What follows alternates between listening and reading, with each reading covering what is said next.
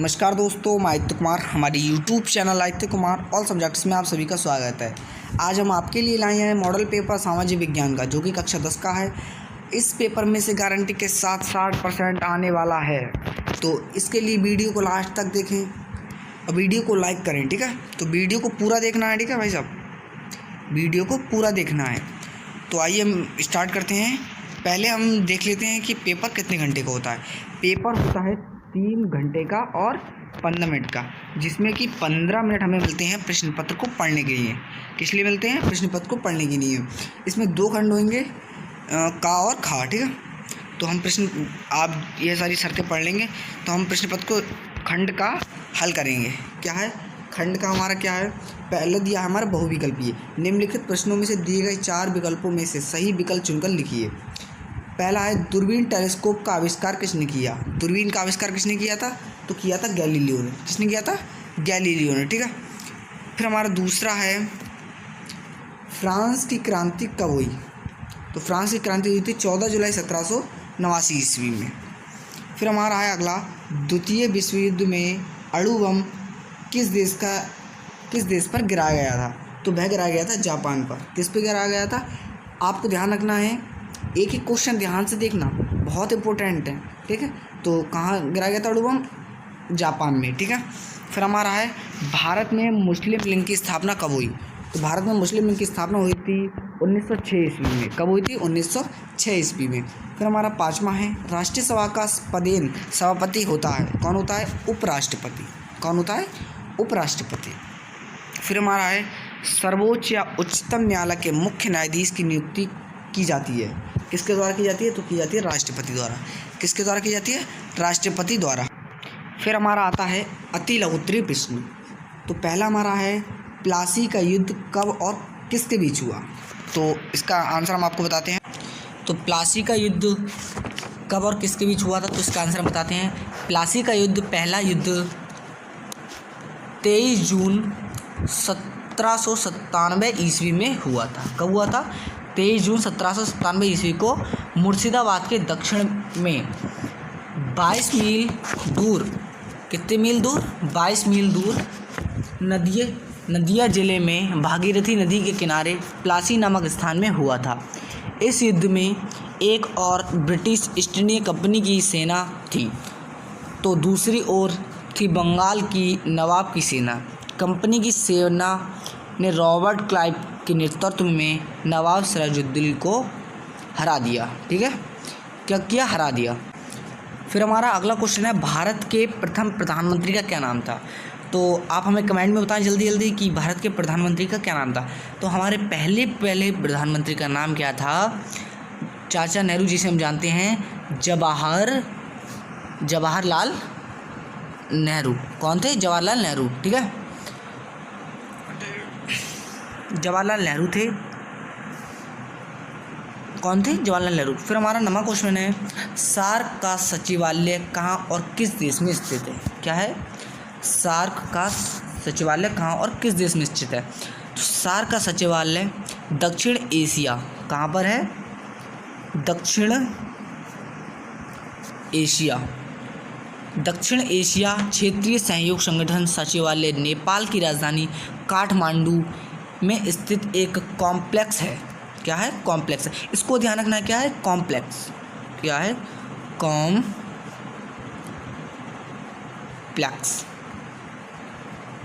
इसको आपको ध्यान रखना है। पूछ लेते हैं काफ़ी बार कि सचिवालय नेपाल की राजधानी काठमांडू में स्थित क्या है? तो आप क्या बोलेंगे? कॉम्प्लेक्स, ठीक है। फिर हमारा अगला 10वां क्वेश्चन है, लघुत्तरीय प्रश्न में कि धर्म सुधार आंदोलन के प्रमुख परिणामों की विवेचना कीजिए। क्या करिए? धर्म सुधार आंदोलन की प्रमुख विवेचना कीजिए। इसमें देखो, पहला और 2 क्वेश्चन दिए, इनमें से आपको एक क्वेश्चन करना है। तो हमारा यह वाला क्वेश्चन, यह वाला क्वेश्चन सरल है, तो हम इसको ही करते हैं, ठीक है। तो पहला हमारा क्वेश्चन, धर्म सुधार आंदोलन के प्रमुख परिणामों की विवेचना हम करते हैं। धर्म सुधार आंदोलन के परिणाम निम्नवत हैं। पहला, कैथोलिक धर्म में सुधार। क्या है? कैथोलिक कैथोलिक धर्म में सुधार। फिर हमारा है प्रोटेस्टेंट धर्म का उदय। किसका उदय? प्रोटेस्टेंट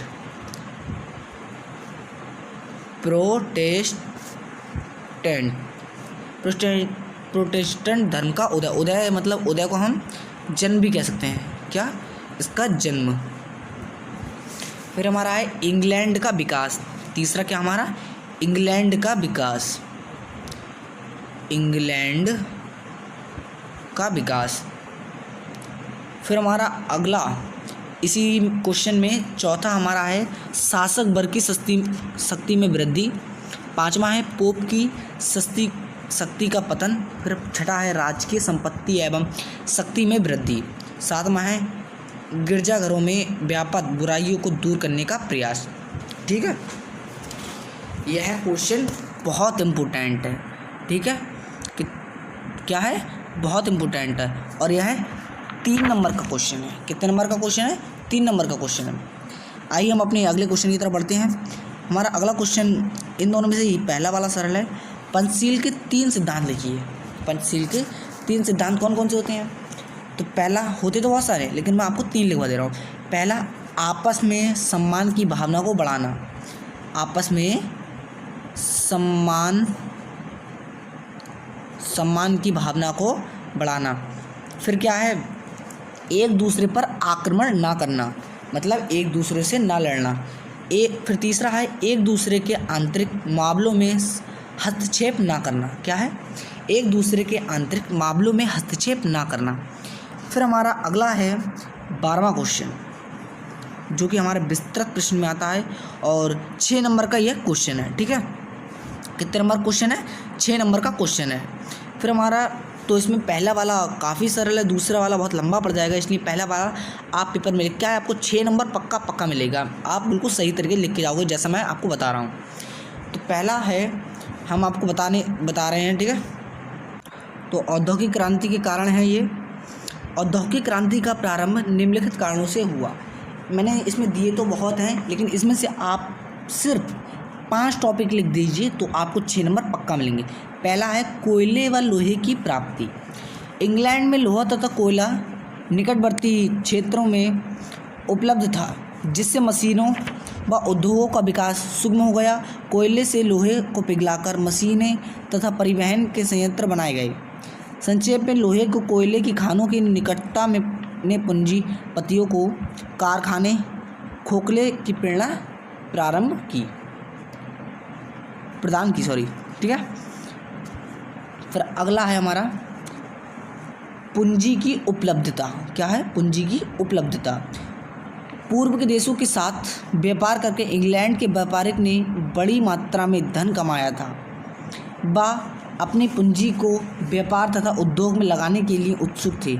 इस प्रकार नए नए कारखानों की स्थापना के लिए पूंजी की कमी नहीं थी। ठीक है, फिर हमारा तीसरा है उपनिवेशों की स्थापना। किसकी स्थापना? उपनिवेशों की स्थापना। इंग्लैंड, फ्रांस, स्पेन, हाईलैंड ने एशिया, अफ्रीका तथा दक्षिण अमेरिका के अनेक देशों में अपने उपनिवेश स्थापित कर लिए थे। इन उपनिवेशों से कारखानों के लिए कच्चे माल की स्थापना हुई और पक्के माल की खपत के लिए अच्छे बाजार मिल गए। आधिकारिक धन कमाने के उद्देश्य से इन देशों ने नए नए उद्योग धंधे खुलते गए। फिर उपनिवेशों तक पहुंचने के लिए यूरोप के देशों को आवागम के साधनों का विकास करना पड़ा। ठीक है, फिर चौथा है वस्तु की मांग में वृद्धि। यूरोप के देशों में मशीनों से बनी उत्तम तथा सस्ती वस्तुओं की मांग बहुत बढ़ गई थी, किंतु पुरानी उत्पादन प्रणाली के अंतर्गत उत्पादन की मात्रा को शीघ्रता से बढ़ाना संभव नहीं था। अतः वस्तुओं के बड़े पैमाने पर उत्पादन के लिए बड़े बड़े मशीनी कारखानों की स्थापना की गई और प्रौद्योगिकीकरण तेजी से हुआ। इसमें हम चौथा लास्ट टॉपिक लिखेंगे सस्ते मजदूरों का मिलना। इंग्लैंड तथा यूरोप के अन्य देशों की कृषि प्रणाली में अनेक परिवर्तन हो गए थे। कृषि कार्य मशीनों से होने लगा था। चकबंदी के कारण छोटे किसान भूमिहीन होकर रोजगार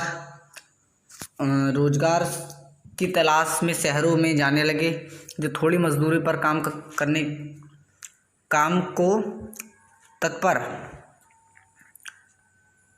तत्पर थे, फलतः कारखानों के लिए पर्याप्त संख्या में सस्ते श्रमिक सुलभ हो गए और कारखानों में दिन रात अधिक मात्रा में उत्पादन किया जाता था।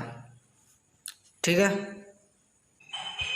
फिर अगला 13वां क्वेश्चन है, भारत के राष्ट्रपति की शक्तियों तथा कार्यों का वर्णन कीजिए, अथवा प्रधानमंत्री की नियुक्ति कैसे होती है, इसके अधिकारों एवं कार्यों का वर्णन करें। इनमें से कोई एक क्वेश्चन करना है। ठीक है, यह भी 6 नंबर का है। फिर है मानचित्र संबंधी प्रश्न। निम्नलिखित स्थानों को पॉइंट चिन्ह द्वारा दिए गए भारत के मानचित्र पर नाम से दर्शाइए। वह स्थान जहाँ गांधी का जन्म हुआ था, महात्मा गांधी का जन्म हुआ था, तो पहला हो गया। वह स्थान जहाँ कोणार्क का सूर्य मंदिर है। वह स्थान जहाँ चंद्रशेखर आज़ाद शहीद हुए। वह स्थान जिसे गुलाबी नगर, पिंक सिटी कहा जाता है। ठीक है। वह स्थान जो स्वामी महावीर का जन्म हुआ था, कहाँ हुआ था, हमें कमेंट में इन सारे क्वेश्चनों का कमेंट में हम आपको आंसर देना। ठीक है। फिर हमारा आता है खंड खा। इसमें भी पहले बहुविकल्पी दिए हैं। निम्नलिखित प्रश्नों में से दिए गए 4 बहुविकल्पी में से सही विकल्प चुनकर लिखिए। भारत में सबसे कम वर्षा कहाँ होती है, तो भारत में सबसे कम वर्षा सबको ही पता होती है कि राजस्थान में होती है। ठीक है। फिर 16वां बहुविकल्पी है, भारत की जनगणना 2011 के अनुसार भारत की जनसंख्या है तो कितनी है, कमेंट बताएं हमें। तो इसकी जनसंख्या है खा। इसको हम गिनते कैसे हैं, इकाई, दहाई, सैकड़ा, हजार, 10,000, लाख, 10 लाख, करोड़, 10 करोड़, अरब। 1 अरब 21 करोड़ 1,93,422। ठीक है। फिर हमारा 17 है, भारत का सबसे लंबा राष्ट्रीय जलमार्ग कौन सा है, जल्दी बताइए। चलो आप इस क्वेश्चन का आंसर हमें कमेंट में देना। ठीक है। फिर हमारा 18वां, निम्नलिखित में से किस राज्य में समुद्री तट नहीं है। इन सारे क्वेश्चनों का आंसर आपको हमें कमेंट में देना है। ठीक है। 19वां है, राष्ट्रीय भारत परिवर्तन संस्थान नीति आयोग का अध्यक्ष कौन था।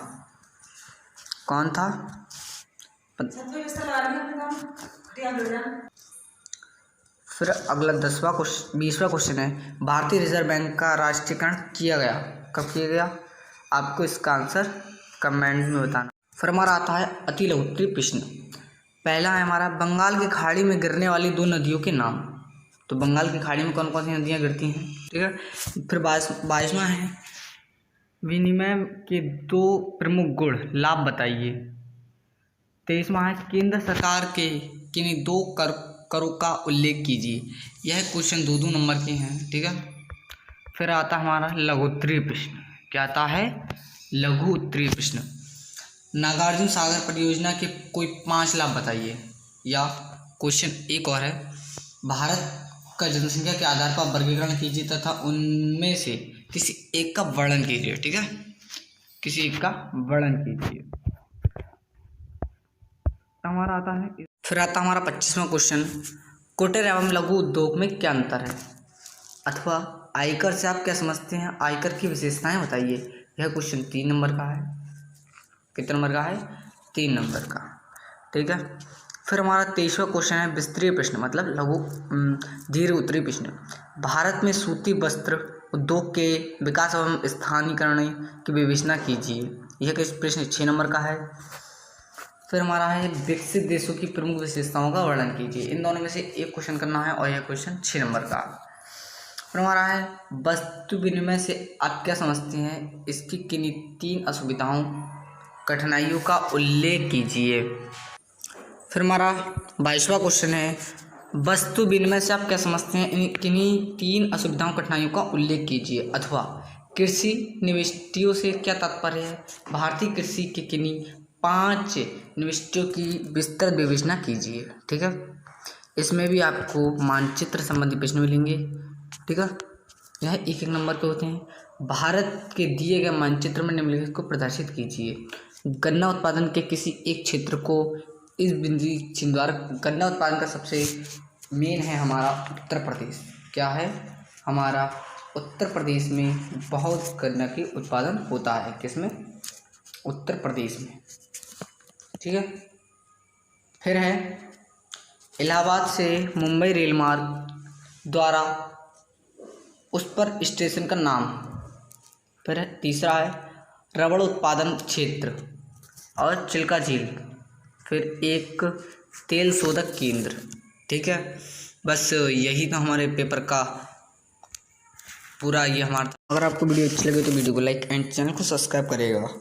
और इसमें से गारंटी के साथ 60% आना है, गारंटी के साथ 60% आना है। जो आंसर हमने आपको नहीं बताए हैं उस आंसर को आप हमें कमेंट में बताएंगे। धन्यवाद।